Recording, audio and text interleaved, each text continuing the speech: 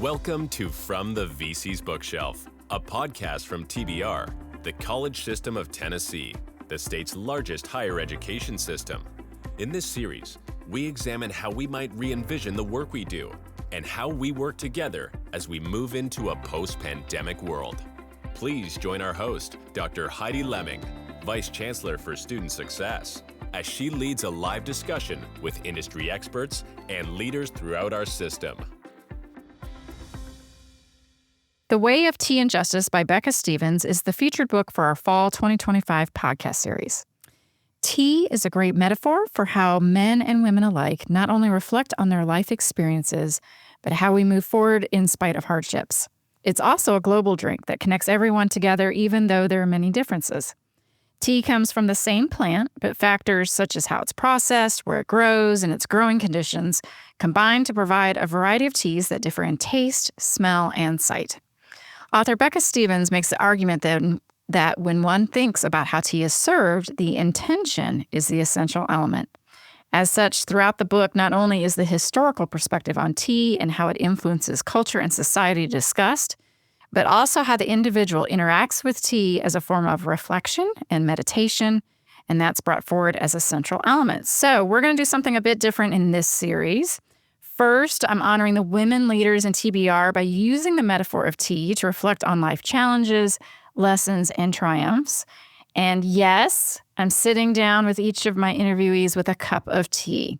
We're going to feature a unique variety of tea each time. We're going to ask our interviewees to bring in their own teacup that has its own story that can be shared with our listeners.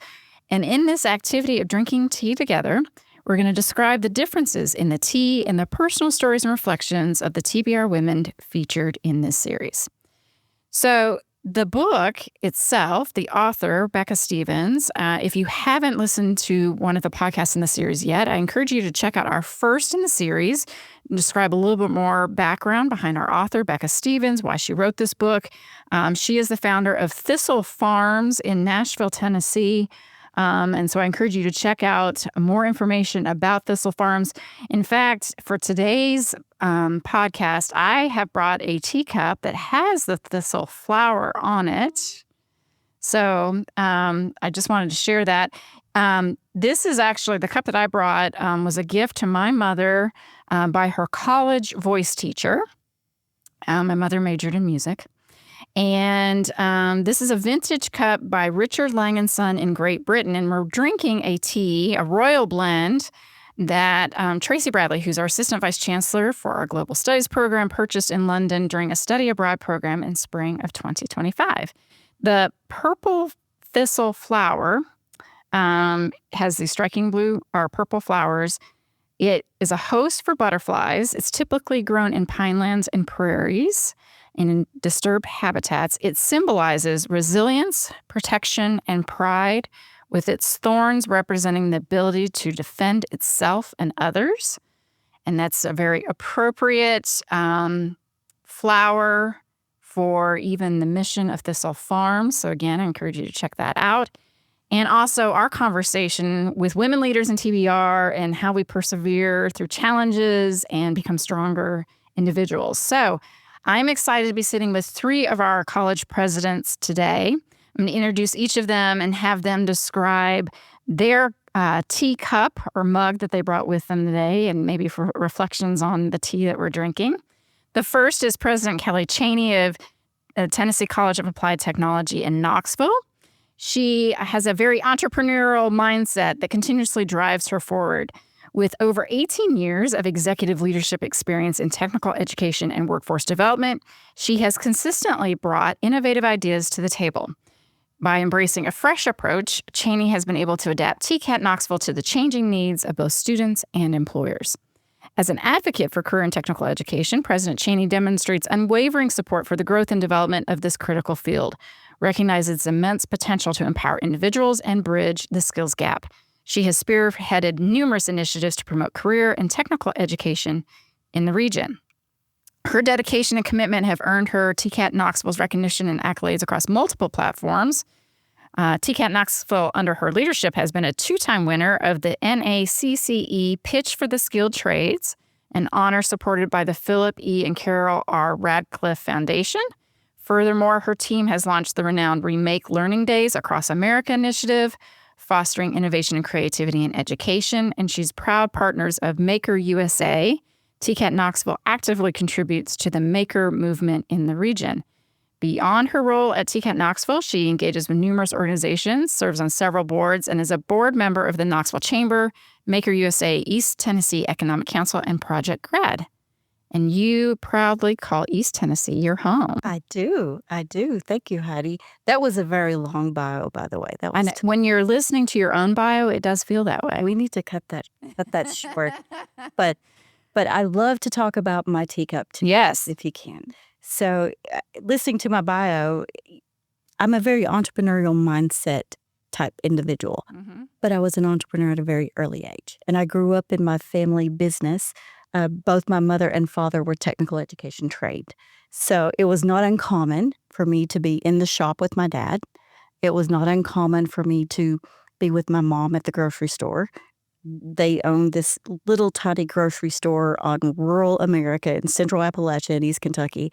That's all was in the area. So I grew up learning how to think and do things differently. But this teacup will explain a little deeper. Okay. So I've shared with some of you earlier that my favorite teacup is actually back at the hotel in my luggage because my hotel room was not ready. Yeah. So I stuffed my favorite teacup from my grandmother, and that teacup is probably 40 years old now. I stuffed it in my husband's running sock and wrapped it in my luggage. So that's pretty lame, but that's entrepreneurial. I figured it out to make it happen. But the problem is my luggage is back at the hotel in storage because the room was not ready. I stopped at Walmart and bought this colorful mug that looks a lot like what my grandmother's personality was. Okay. She was very entrepreneurial minded. She was about 5 feet tall and a Spitfire, and she was very colorful. So this mug represents my grandmothers on both sides who were entrepreneurial mindset, who made me who I am, other than my parents, my parents were the quiet souls that did the community work and made things happen in the community, but my grandmothers gave me fire. There you go. And and it's very flowery for our listeners because they won't be able to see this. Yeah. Very flowery, different colors, flowers, an aqua blue kind of interior. Yeah, very nice. Thank you. I'm also joined by Dr. Wendi Tostenson, who serves as president of Volunteer State Community College, where she leads a dedicated team guided by purpose and committed to student success, workforce innovation, and community impact.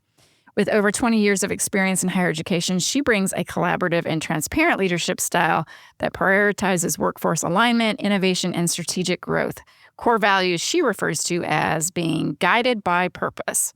Since stepping into the presidency, she has helped advance the college's mission through improved enrollment and retention, expanded dual enrollment in middle college programs, and strengthening partnerships with business and industry across the region.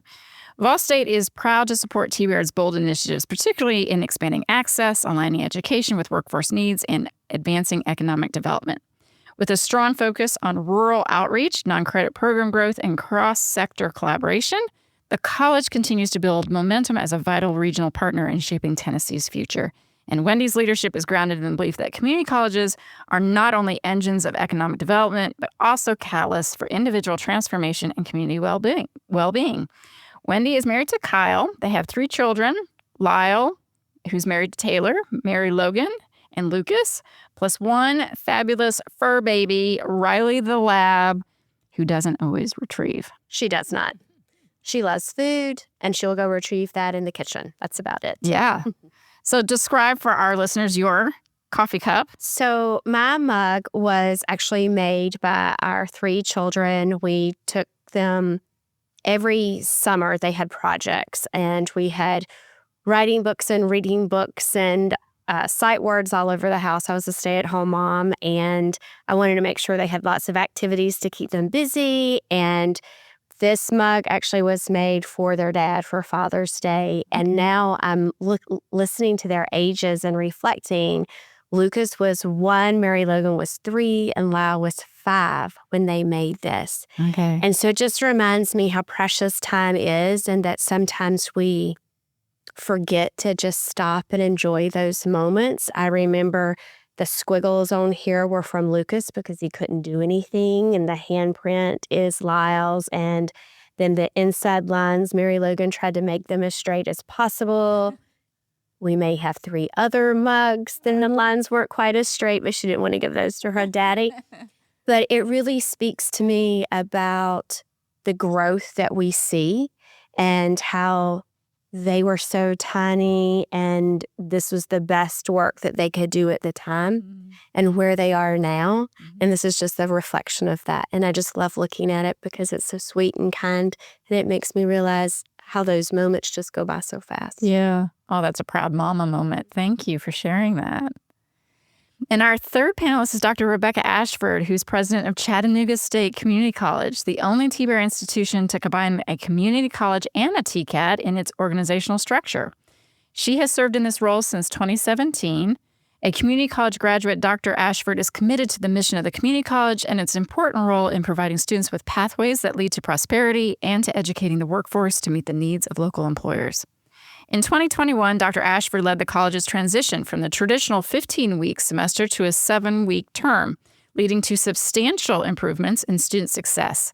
In 2025, Achieving the Dream awarded Chattanooga State the Lee I. Mayer Austin Award, the organization's highest honor, recognizing advances in student success. Dr. Ashford is chair-elect for the Chattanooga Area Chamber Board of Directors. She's also chair-elect for the McNabb Center Board of Directors. She serves on a number of other boards, including Enterprise Center, River City Company, Chattanooga Tourism Company, the Southeast Tennessee Development District, the Blood Assurance Board of Directors, and the Rotary Club of Chattanooga. She is the Executives with Heart Chair for the American Heart Association's 2025 Tennessee Valley Heart Walk. And in 2022, she was named a Greater Chattanooga Woman of Distinction. She's a graduate of Leadership Tennessee's Class 7 and completed the Aspen New President's Fellowship in 2022. That's quite impressive as well. Well, thank you so much. And it's a pleasure to be here with you, Heidi. Thank you for And one of the things I've done in my career is I served on the search committee that hired Dr. Heidi Leming. So you can either thank her or not on that one, yeah. What about your mug? So my mug is actually a very new mug. So my family and I, my husband and my 2 daughters, we went to Las Vegas right after Christmas. Maybe it was right after New Year's. Actually, yeah, we got there on New Year's Day. So we started 2025 in Las Vegas. And there are several reasons that this mug is now my favorite, other than it's big. It is very large. I like how big it is. So my husband and I actually got married in Las Vegas many years ago. Okay. And so my kids wanted to go on a big trip. My younger daughter wanted to go to New York City. And I'm like, I'm not going to New York City in January. No way. Yeah, I'm not going to be cold. Anyhow, and I wanted to go to the Paris Hotel. We ate dinner there. We ate in the Eiffel Tower. And the reason this mug means a lot to me, especially saying Paris on it and having an Eiffel Towers, it was several things. My older daughter just completed our nursing program at Chat State. And one of the last things she did right after graduation is she went on a TENSIS trip to Paris. It was the first time our nursing program has done a study abroad. So she did that. Okay. And then the second thing is, although spelled differently, my younger daughter in about 3 weeks will ship off to Paris Island to complete boot camp in the United States Marine Corps. Yeah. And so I'm like, 2025 started with Paris. Yeah. With the mug. And one daughter's been to Paris. The other's going to Paris Island. Yeah. It's going to be quite a different experience. Yeah. And my older daughter had. So that's why this mug is what I chose. My mom would just be so mad that I didn't take one of my pieces of china. Oh, no. We're getting you in trouble. But this one is the one that I felt like means a lot to me this year in particular. Yeah, it's relevant right now. Okay, so we all have had a sip of the tea. Have we had a sip? What are we thinking about this tea? I don't know. We got some cross-eyed. I haven't had mine yet. It's a little strong. It's a little strong. Yeah. Okay. I have been having green tea for the first couple of podcasts, which are much lighter than this one. So it was a little bit of a shock. Green tea drinker. Yeah. I'll say It's full-bodied. it is full-bodied. That's a great way to actually was thinking, it doesn't have a lot of flavor. Oh, really? It just feels kind of strong to me. I don't know. Is it going to keep us up all night? It very might well. It might. I feel it. I don't have any fun story about this other than it was brought back from London at a famous tea shop in London through, you just described TNSIS, our TNSIS program. So I thought, well, I'm going to try to feature it at least to promote how we're global in our studies and bringing things back to experience even here at home. Okay, so the book, really talks about a lot of different themes, but one of the major themes is this path to finding oneself. And one of the things that really inspired me to do this podcast about women in TBR is I don't think that women share enough their experiences with each other to kind of uplift each other and also encourage each other. And so I'm hopeful that listeners will get that from hearing from all of you today, but also the fact that I'm even raising this topic, right? And so the book is really inspirational because they're doing a lot to support women coming out of really difficult situations and really encouraging them through, they previously were maybe incarcerated or other things to pursue a better life. And so part of that is self-discovery, right? And who we are. And we're all, I think I can safely say that we're all later in our lives where we've got some time to reflect back on experiences. I know I'm not going to offend anyone. I'm midlife. And so tea is a great metaphor for us to talk about this and spend time talking with each other. So thank you for sitting here with me. One of the great excerpts from the book that I want to mention, and then we can maybe dig in here a little bit, is the author says, "The way of tea teaches us that if we pause and take the time to look closely enough, it is possible that all of us can find ourselves in a good cup of tea. What is in the cup is less important than the tea offered. It offers freedom and time and space to feel comfort and let our mind wander." So my question for anyone who wants to start is, do you think you've found yourself, and who are you? Anybody want to tackle that? Well, I'll start with that one. Okay. Because I have to say, when I first saw that question, I was like, oh, here we go. Sorry. I'm looking every day. I wanted to give a very Oprah Winfrey type answer, but I'm not going to. Okay. So, and I don't know if this is what you're looking for, but certainly over the years, I have learned a lot about myself and a lot about life and my role in it and how I can be a better person in life. And some of the big things I've learned, well, probably the biggest thing I've learned is it is not about what happens in life. It is about what you think about what happens in life. It is how you frame it. It is how you think about it. Just last week, we had a little bit of a blow in my family, some bad news. Mm-hmm. And it was like, no, I'm reframing that. This is a gift. This is a blessing. And I've really learned over the years that that is so important. During the pandemic, I think that is what kept me sane is, every morning I would pray, thank you for the way you are making me better because of this pandemic, and help me to get through it. Mm-hmm. The other thing I've learned, and this was also, I think, really honed in, again, during the pandemic, during hard times, is you are what you do all the time. You are your habits. And so I'm a very regimented, habitual person. If you spend any time with me, you could probably set your clock to what I'm doing.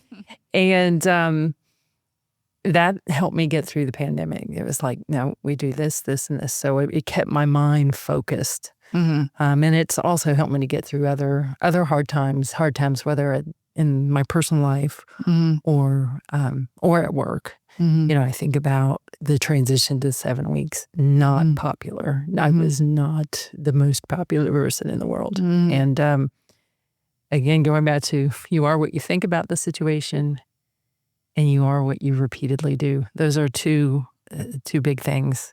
I've also learned that, I'm courageous. I'm braver and stronger than I thought I was. That's great. So that's what I've learned about myself. I don't know if that's self-discovery, but it's certainly what I've learned about life and my role in it. Mm-hmm. Thank you. Yeah, thank you. Anyone else want to reflect on that? I think for me, every day is new. I can remember when the children were little and I would drop them off at school and I would always tell them, you have a choice of how your day is today. You get to define it. And I think that really how we react to issues, how we react to problems, how we react to the things that come at us. And I'm a very joyful person. I'm very happy. Even in bad spaces and places, there's really opportunity for goodness to shine. And we sometimes miss that if we get really focused on the problem, not the opportunity that the problem provides us. I also think as I have gotten more mature, I have given myself permission to not know all the answers. I'm not supposed to know everything, and I can't do this by myself. And I'm okay with saying I don't know. Where younger me would have been concerned if she shared that she didn't know, she might not be able to have the next job or the next possibility, or maybe I wouldn't be considered smart enough to tackle the next problem if I don't have the answers to this. And there's something very freeing about being okay with who you are and engaging other people to help you be better. Mm-hmm. And I do hope I'm never the smartest person in the room, because then we have a problem in the room.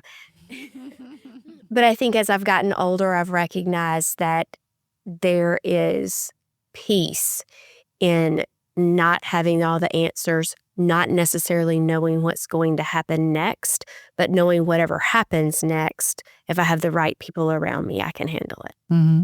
That's great. That's a very valid point. Having the right people around you. Yes. That's amazing. And recognizing when you don't have Yes. the right people around you. So Very important. one of my favorite books is about the balcony people and basement people, and recognizing who are your balcony people, who are the people that are going to cheerlead for you, who are the people going to cheerlead for you when you're not in the room, who are the basement people.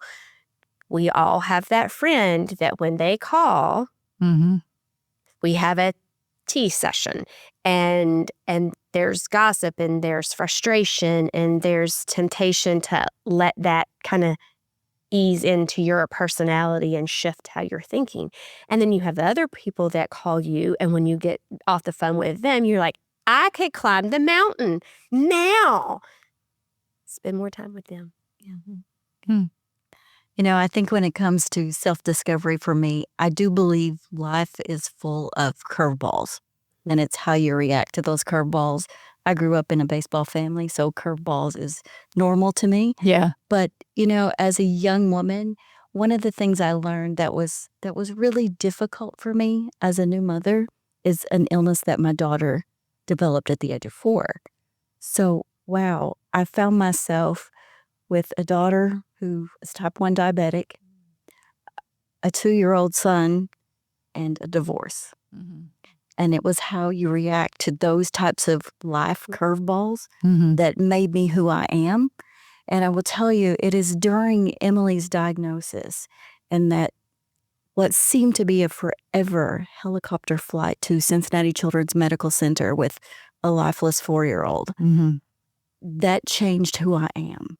That changed who I am as a mother, as a daughter, as a human being. I spent many, many times thinking about how can I teach my daughter and my son to be resilient when I am frantic with this new diagnosis. How can I be that mom at 32 driving down the interstate 3 hours and knowing my daughter's in a helicopter that's 3 hours away? It's going to take me that long to get there. But that did not define me, but it definitely did not define her. I was scared. I didn't want the world to know. I was scared. My parents knew I was scared. Everybody in our little neighborhood knew that mama is scared. But my daughter, she is 30 years old now, and she is a pharmacist. Part of her practice is taking care of diabetes. And she loves that. But taking on that responsibility and knowing that everything that you do, that child depends on you for life, insulin injections, lots of other things. And I had one of those self-defining moments when she was in the hospital. And I don't want to drag you down, but this is the truth. This is what made me who I am, is we were in the hospital. They were starting the insulin injections. They were trying to teach this mama how to give injections. I'm not a nurse. I'm not anything close to that. And I was mad at the world. I was mad. How did this happen to me? How did this happen to my baby? How do I have this 2-year-old little boy who is now frantic for his sister? And I took a walk through the children's wing. And I ended up 30 minutes later in the pediatric cancer center. I just so happened to walk past an area that was a mirror. And I looked at myself and I looked horrible. I was frantic. I looked like a scared mama. And I said to myself, I can give her 10 shots a day, every day, as long as she stays alive. As long as she is healthy and lives a good, long life, I can do this. And I said, Kelli, snap out of it. And that was the toughest lesson for me personally. And seeing my parents grieve for me because they were worried about me. And coming through that. But I tell you, I have a daughter who is a fireball in, practice, in her pharmacy practice. She takes care of others. She never let diabetes slow her down. Yeah. And her brother became this amazing young man who is so caring and so giving and takes the time with everybody that I think to this day, that was my defining moment. Even though it was that long ago. Sure. It was scary. But those curveballs, I just decided we're going to throw them back. Well, and a lot of people have moments like that, right? So I think the encourages that we're not alone. We all have something kind of maybe not the same, but we have things like that that teach us lessons of perseverance and life strength. lessons. Yeah. And they forever shape you. Yes, they do. Right. They do. We all come with baggage. Right, we all do. Some of us just pack it better. Yeah. But we all have seconds, right. You're exactly right. Yeah. Well, and, part of it you're talking about, your family was worried about you. I guess one of the other thoughts is, sometimes it takes a community to help support us and keeping us on a particular path. Who have been some of the supports that you all have had in your life that keep you centered or help you along the way? Well, after you shared that story, so I'll share something. And when I saw this question, there was one situation I immediately went back to, and I go back to a lot. So maybe 19 or so years ago, I lived in upstate New York. I was not from upstate New York. I'm from Florida. Total opposite. And let's see, so maybe it's 18. Anyhow, I had a 2-year-old and a 5-month-old. And it was in December. And it was right before the holidays. And so my husband's an alcoholic. And that's very hard for me to share that. And he had, at that point,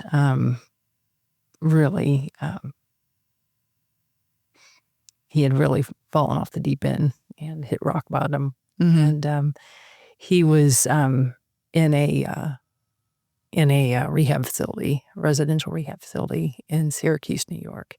And so he was 2.5 hours away, and I wouldn't see him till after Christmas. And I'm there with, my 2-year-old and 5-month-old, and my family's in Florida, and it's snowing, and I feel like, yeah. And that was a really low point in my life, but again, where I really grew from it. But it had just snowed. There's just all this snow, and I don't have any way other than a shovel to go out there and shovel it. And I didn't have a lot of snow shoveling experience. They don't teach that in Florida. Don't teach that in Florida at the beach. Windbreakers, wear your winter coat. And I hear this noise and I look out the window and I see someone shoveling my driveway. And I go out and at that point I was the vice president for student affairs at a community college. And the academic vice president was out there shoveling my driveway. Oh, wow.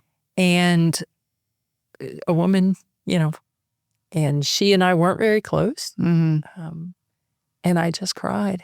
And I thought, that is the nicest thing anyone has ever done for me. Right.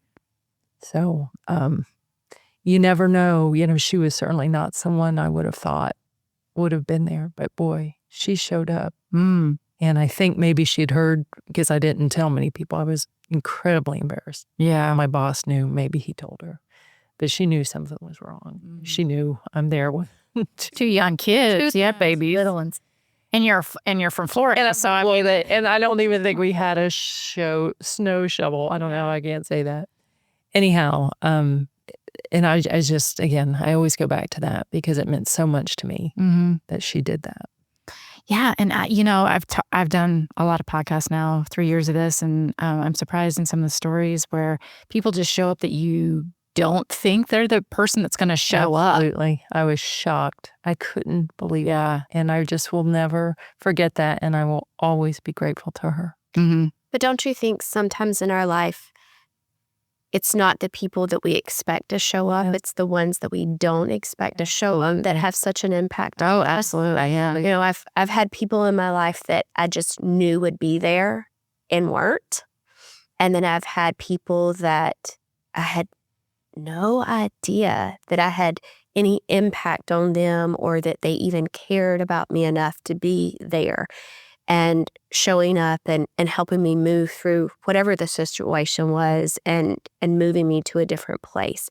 And I think those are the relationships that are so impactful on me and also make me recognize that on a daily basis, we never know how we're touching someone else.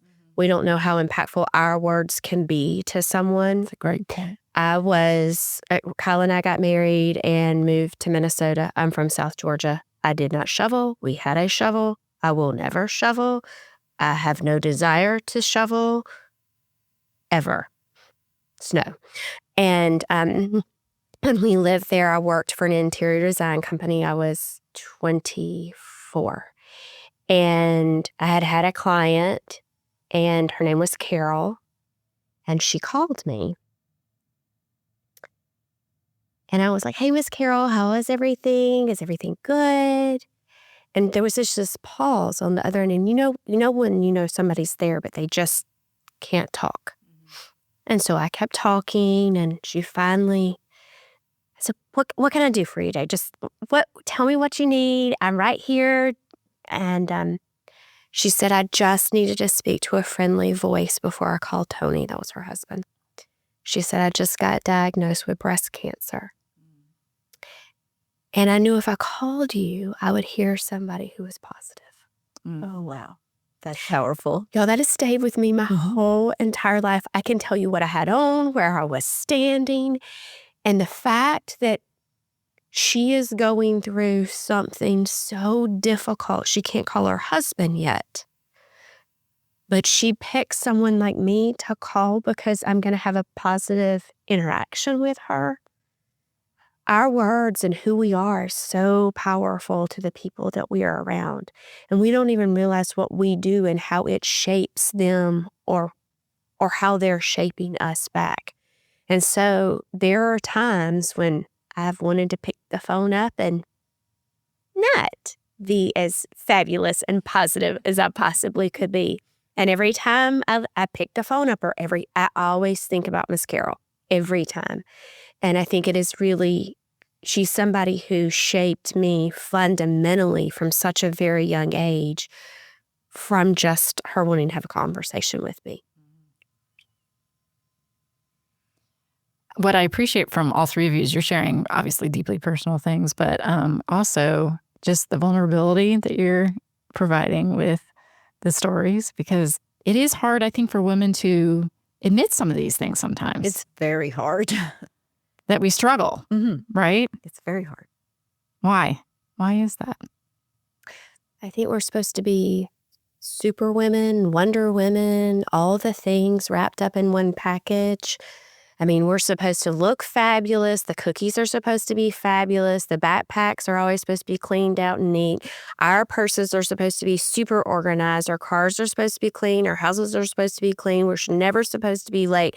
Everything is supposed to be just fabulous and wonderful, and we should just make it happen and make the bread. Just make the bread. Don't worry about anything else. I mean, my mom told me a long time ago, she said, Wendi, dirty dishes are a sign that you have people around you. Oh, that's nice. She said, would you rather have a clean house or a house full of loving people? And now that our kids are older and gone, and it is really clean all the time, I miss it. Brian and I are empty nesters. We know exactly how you feel. Like, I mean, you can clean the house in like 4 minutes. It's tops. That's it. That's it. And before, I had 4 minutes in a day. And I usually chose to brush my teeth. Yeah. Never ending laundry. Never food supply. Right. It's interesting because, I mean, obviously we're in a position now where we can kind of, the author talks about, being looking in a rearview mirror. You have the ability to do that now after many years of experience, But what are we maybe encouraging younger women now to think about? Because, I mean, you're talking about like this image thing. I mean, we at the moment, you didn't have that realization. It's now later in life you have this realization, right? So we had a really long conversation with our daughter not too long ago. And I could, at a younger age, had some OCD issues. I vacuumed every day and I changed my sheets every day. I don't know that that's a compulsive behavior, but I'm going to say that it could be. Right. I don't do that anymore. But she has a lot of those same tendencies, and she's dating, and one of her thoughts is that he has to be as neat or neater than she is. And I shared, you actually don't want that at all, because you're okay if your socks are on the floor. You're just not okay if anybody else's socks are on the floor. So if you are with someone who is neater than you, your socks can never be on the floor. And just really trying to share with her and our sons that life just happens. Messy is okay. You can go to the grocery store and not match. They will still sell you rice. It's amazing. They don't even care. And I think for me, it's really sharing with everyone that, is it really about all the things that we accomplish, or is it really all about what we pour into each other? I mean, what's more important? Do you remember what the person had that you were having the life messaging with, or do you just remember that she was shoveling snow for you? Yeah. That's what was important. Yeah. It's hard to follow up on that. It's really, I know, it really is. I'm just looking at her. I'm trying to can't toss that. Is there a question here? Yeah. Well, and then I'm sitting here and kind of like, I mean, I have some of those tendencies, right? Like, I like my garden to be very neat and tidy, and I spend a lot of time on that. But I think if it's one thing if it's relaxing and it gives you joy. Yeah. It's another if we're doing it because my garden has to look better than everybody. Keeping up with the Joneses is the part. Because I think there's two different things there. Yeah. Well, and I thinking about that, like with the clean house or what, like I cannot go to bed if there's dishes in the sink, and for me, it's more about my peace. Right. Not because I want it, because nobody ever comes over. I'm not trying to impress anyone. I want to have. It makes you happy. It gives me peace. And that's another thing I really learned about myself. And it may just be my age as well, is that's really all I want, is I just want peace. Yeah. I just want it, let's just not argue. I don't want to hear any yelling. Let's just be kind and loving and peaceful. And to me, my space at home needs to reflect that, just so I feel peaceful. Yeah, because we're in a world that's not. We are in a world that's not. So you create your own space for that. Yeah. And I think about, when you talked about the gardening. And my garden, you can see kind of the structure. It's there. But there's weeds, and there's uneven lines, and there's craziness. But it brings me such peace to go out there and to pull the weeds, or to cut something and trim things, or go out and pick all the raspberries and eat them. Eat them while you're picking that. That's right. They never make it into the house. No. Yeah. And they shouldn't. They should not. That's right. Well, if people want it, they can go out there and pick too, right, guys? That's right. I think it's just giving ourselves permission to be okay with whatever it is that we need it to be, instead of, I need to be competitive with others. What if I'm just competitive with me? I want to be the best me I can be. Because I really can't be anybody else. That's right. And I think that's something even that I've, now midlife, I guess. I am. Welcome to the club. Yeah, well, and It's exclusive. is it? But just thinking about now, I'm much more comfortable. I said this to my son the other day. I was wearing this crazy looking sun hat because I was like, I don't want the sun on my face. And this hat's comfortable, and I don't care if it looks funny to people or not. But I don't know that I don't know that I would have had that perspective when I was younger. I was too concerned about what other people thought. But maybe it's like, just as you move through life, you get to a point where you're just like, you know what? This is who I am, and just embracing who you are and having that be okay. Or recognizing they're not even looking at the hat. Exactly. They're not looking. That's what especially having just raised teenage daughters. They're not looking at you. Mm-mm. They're looking at them. They're thinking about is themselves. And I think looking back at my life and seeing my two daughters, I'm like, and really they're not all that concerned about what other people think. But watching them, especially high school experience with my older daughter, I'm like, God, I remember feeling that way. And you just want to say, no, don't waste your time. Don't waste your life feeling that way, because they're not looking at you. Everybody's so concerned about themselves. And fitting in and fitting the mold. And fitting in. Yeah. Yeah. But, that's one thing I'm really proud of. I was talking about my kids at the beginning of this, is neither one of them have cared to all that much to fit in with the crowd. And that has made me really proud. And I think I feel like I've raised two very strong women. And that makes me really proud. Yeah. That's a testament to their mother. Yes. That's amazing. That's very great. Amazing woman. Yeah. And how we might be doing that even with people that work for us on campus and students, right? That's why you all are in great leadership positions to do that. This is... Although I would not talk to my before. So I've told my girls over the years, mean mom, nice kids. Whenever they'd babysit, and they're like, that kid was awful. I'm like, yeah, I bet he's got a really sweet mom. Oh. Let's do it. Being friends as opposed to being a parent. Right. Yeah. Well, I tell my school, I lead as a president just like I did as a mom. If I ask you, I probably know the answer. Be real careful what you say. How do you bring people along, though? Like if they are, I don't know, not having that enlightenment moment yet. How do you mentor them? How do you use your experience to do that?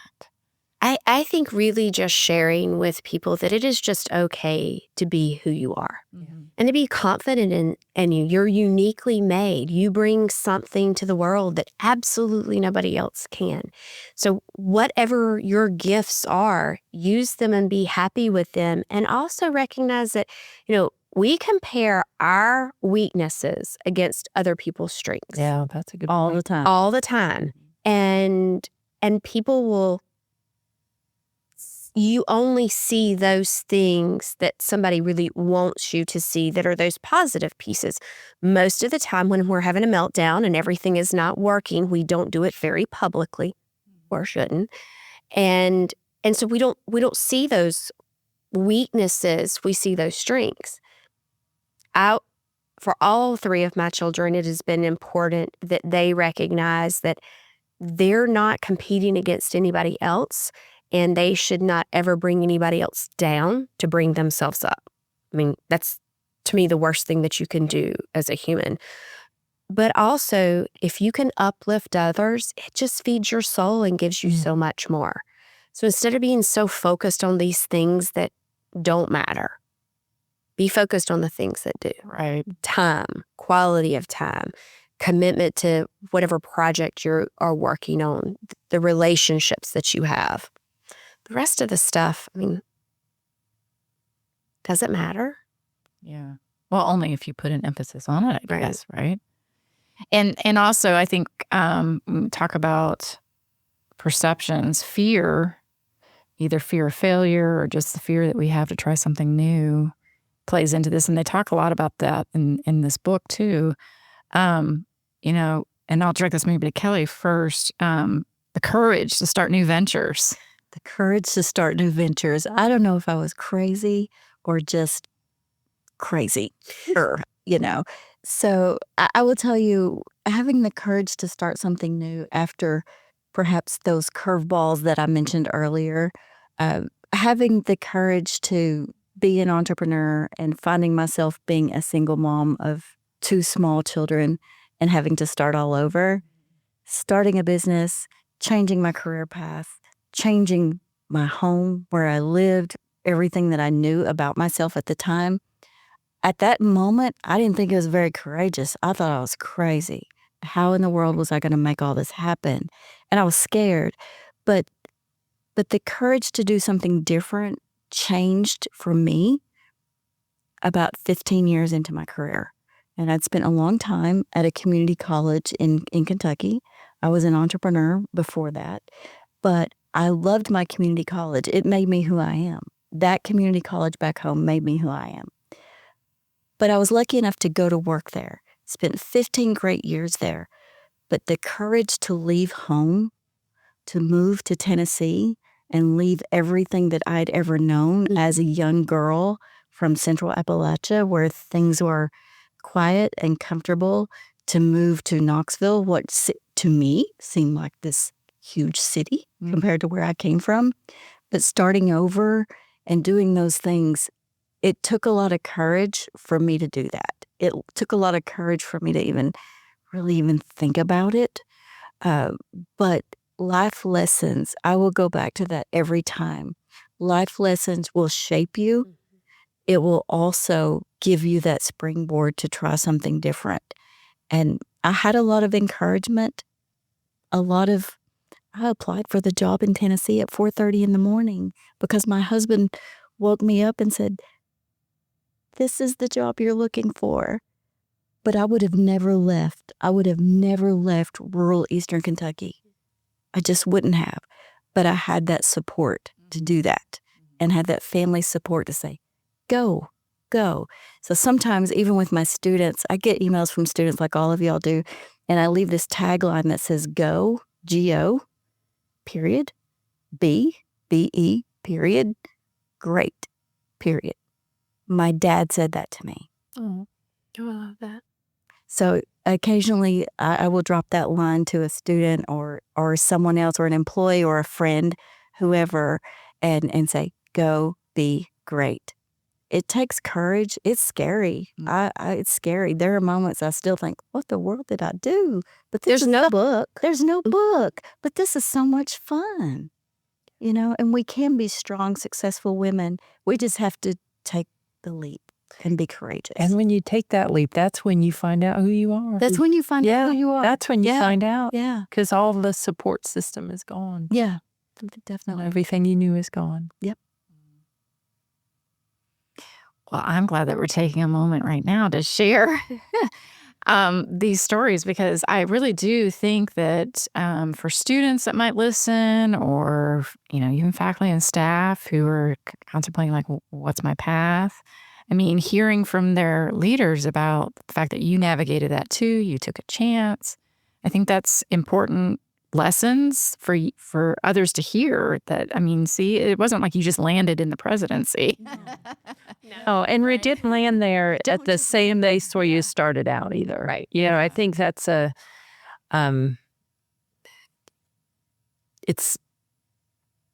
I see a lot of people getting frustrated and saying, well, I want it, I want this job and I want that job. And this can sound terrible, but sometimes you have to get out of your comfort zone and go somewhere else to be that. I think that's critical. It's absolutely critical. So I was a registrar. That was my final job in Georgia. And when I was in Louisiana, we had a president or chancellor who came into the college. He wasn't there very long, but he had come from Georgia and he had known me as a registrar. And he made a comment and he said, I can't really see you as anything else but the registrar that you were there. And so I said back to him, I said, and I can't really see you as a chancellor. And I thought I'm probably going to lose my job. But it was that first moment for me where I thought, it's not okay for you to say this to me, but me not have the ability to say it back to you. He was there 90 days. But it was that moment where I realized, had I stayed in there, regardless of what other roles I would have taken, everybody would always have seen me just in that space. And so I think that's really important as you're growing in your career, especially for a female, to challenge yourself and put yourself in new and different positions that really shift and shape you. Because that's when you find the most resilience. That's where you find the most growth. That's where you find your authentic self and your voice. Absolutely. That's great. Probably all of us can reflect on experiences we've had that are similar to that, unfortunately. But again, I think that's important for people, particularly younger adults. You graduate from college, you think, I'm going to land right into the perfect job right away, or I'm going to be at the top of the food chain right away. And it's like, no, sometimes you got to work your way up. Right. For a long time. And get some experience. And you might figure out you don't like what you're doing in shift, right? Well, that's another thing. These jobs are hard. It's hard to make the final decision, and you're not always going to make people happy. And I know certainly I've experienced this, and I'm going to guarantee everybody at this table has. Yeah, certainly. You're not going to be able to be everybody's friend, and you have to learn to be okay with that, and somehow control your thoughts about it. But if you're making everybody happy, you're not making good decisions. Exactly.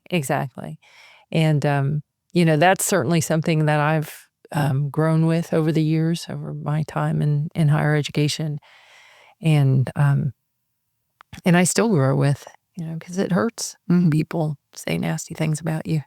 Yeah, I don't think it's happening all the time, but it still hurts. But it happens, and it still hurts when you hear about it, or that sort of thing. So I think you still try to. You have to engage everyone and bring everyone to the table, and just know that sometimes people are just venting when they say things. Yeah, but at the core, you have to know who you just are and just be good with that, right? Exactly, and remember why you made a decision you did, and certainly never.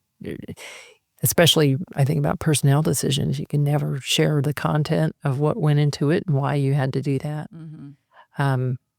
Anyway, I think that's important for people who are, to think about and consider. And sometimes you just, until you've done it, until you've been there, you just don't know. Right.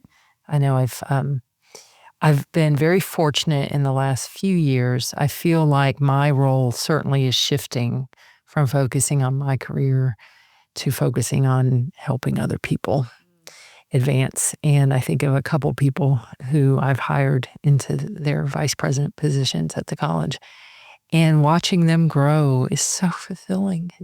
It's so fulfilling. And I remember one of the individuals said to me, I don't know if I want this job because I won't have the impact on students. Like, oh yes, you will, because you'll have the impact on all the employees who are under your span of care, and they impact all the students, and it's just as fulfilling. Yeah, that's great. And thank you for encouraging leaders at your campus, because, that's what everyone's looking for. They're looking for somebody to encourage them and give them opportunity. Absolutely. So that's being a good leader. Well, again, I appreciate conversation over tea and creating space for this conversation, because I've learned some things about all of you today that I hadn't. And I've known you all. We've had conversations, but I think it's just really insightful. It's encouraging as a female to hear other females talk about their experiences, and they're not alone. I'll just conclude with today's conversation with a quote from our author, kind of as a toast, I guess, of sorts. The work doesn't end, but that thirst for something more is part of the human condition. It's something still a bit out of our reach, and something that will fill an emptiness that lingers somewhere between our heads and our hearts. Tea is a symbol of how we can love well, even if someone doesn't accept it. And tea poured out for others and ourselves is the outward and visible sign that we're tending to our interior life, as well as serving our neighbors as ourselves. So thank you for sharing stories. Thank you. That inspire Thank you, us. Heidi. This has been fun. Thank you. This has been fabulous. Yeah, thanks. Thank you for listening to this edition of From the VC's Bookshelf, brought to you by TBR, the College System of Tennessee, powering the state's economy and changing the lives of thousands of graduates, starting successful careers each year. To learn more about upcoming book selections or to register to attend discussions live, visit tbr.edu/bookshelf.